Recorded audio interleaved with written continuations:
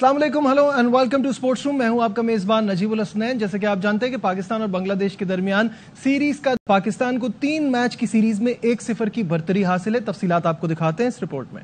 फातिहाना शुरुआत के बाद फैसला कुन बढ़तरी लेने का मिशन।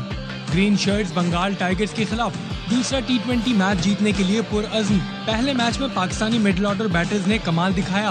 पावर प्ले में 3 आउट होने के बावजूद स्कोर 200 के पार पहुंचाया।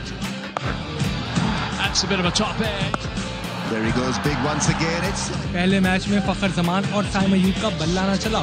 दोनों खिलाड़ी आज परफॉर्म करने की भरपूर कोशिश करेंगे। कप्तान सलमान अली आगा और हसन नवाज शानदार फॉर्म में। दूसरे मैच में भी कारकर्दगी दिखाकर सलमान पहली सीरीज जीतने के लिए पुरजोश।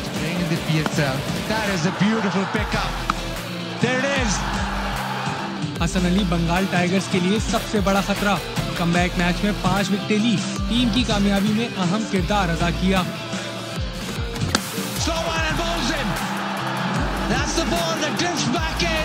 बांग्लादेश के तंजीम हसन और लिटन दास ने शानदार बैटिंग की। दूसरे मैच में बॉलर्स पर भारी पड़ सकते हैं।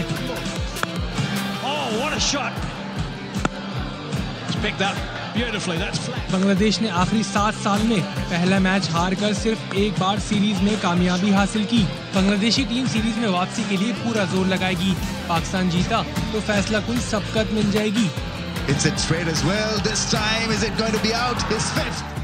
इसी पर बात करने के लिए former test cricketer Tauseef Ahmed और आर स्पोर्ट्स कॉरेस्पॉन्डेंट शाहिद हाशमी साहब हमारे साथ होंगे। तौसीफ भाई, सबसे पहले आपसे शुरू करते हैं। पहले तो इस सीरीज में हमें बढ़तरी मिल गई, ये तो एक अच्छी बात है, और हम एक्सपेक्ट करते हैं कि यहां पाकिस्तान को ये सीरीज 3-0 से अपने नाम करनी चाहिए, लेकिन ये हो जाएगा? क्योंकि हम मशहूर हैं इसके लिए कि एक आध मैच इधर उधर भी हो जाता है। क्या कहेंगे? सही बात है। मैं समझता हूँ कि बहुत काफ़ी मुश्किलात आई हुई हैं टीम पे, और विक्ट्री डेफिनेटली जो है मोरल हाई करती है। और फिर टीम जिस तरह अनाउंस हुई है वो भी आप सब ने देखा ही है। But it's a great victory, और एक मोरल हाई हुआ है और पाकिस्तान आ गया। और फिर ये ज़रूर था कि हमें ये उम्मीद थी कि पाकिस्तान इनको डेफिनेटली हरा देगा, लेकिन पहले ये बड़ी अच्छी परफॉर्मेंस बांग्लादेश, आपको पता है कि यहाँ आके दे के गए, लेकिन अभी यूएई से ये हारे थे। बट हमारे लिए बहुत खुशाइन बात है कि हम पहला मैच। शाहिद साहब, आपकी तरफ आता हूं। पहले मैच की कामयाबी को कैसा देखते हैं? बहुत अच्छी कामयाबी थी, और सबसे मेन चीज ये थी कि प्लेयरों का इंटेंट नजर आया। किसी भी प्लेयर ने 34-35 से ज्यादा गेंदें नहीं खेली, सब टीम के लिए खेलते हुए दिखाई दिए। फखर और साइम जल्दी आउट हुए। 5 for 2 से 201 करना एक बड़ी इंटेंट की बात है, बड़ी रेजिलियंस की बात है, वो इस टीम में नजर आई। और अगर आप 3, 4, 5, 6 नंबर के बैट्समैन देखें तो 164 से लेके 200 तक का स्ट्राइक रेट है। तो माइक हैसन ने आते ही अपनी सारी चीजें बता दी कि मुझे ये चीजें चाहिए आप लोगों से। तेज खेलोगे, स्ट्राइक रेट अच्छा रखोगे तो टीम में रहोगे। और बड़ी अच्छी विक्ट्री थी। बांग्लादेश की बॉलिंग में इतना दम नजर नहीं आ रहा, उनकी बैटिंग भी काफी स्ट्रगल कर रही है। 4 प्लेयर उनके पिछले साल रिटायर हुए, फिर उसके बाद 3 फास्ट बॉलर जो उनके मेन फास्ट बॉलर है, मुस्तफिजुर रहमान, नाहिद राना और तस्कीन, वो तीनों इस टीम में शामिल नहीं है। तो 3-0 जीतना चाहिए, लेकिन वो पाकिस्तानी टीम ही क्या जो लड़खड़ाए ना एक आध मैच। बिल्कुल ऐसा ही है।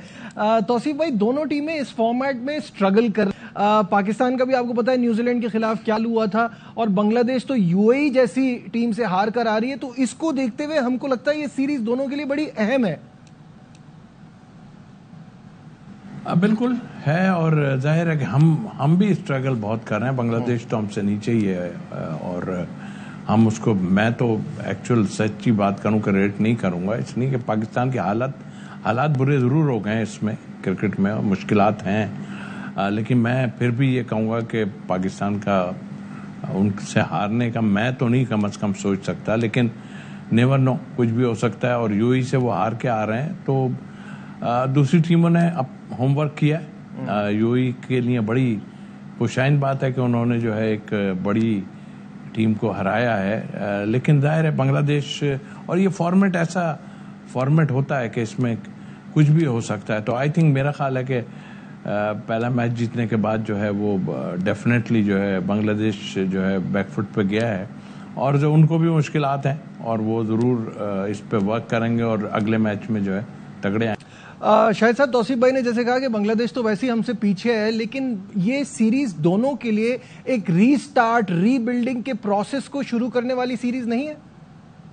बिल्कुल ऐसा ही है। दोनों टीमों में यंगस्टर हैं, दोनों टीमें बिल्ड करना चाह रही है टूवर्ड्स 2026 के T20 वर्ल्ड कप की तरफ, जो अब सिर्फ 7-8 माह ही दूर है।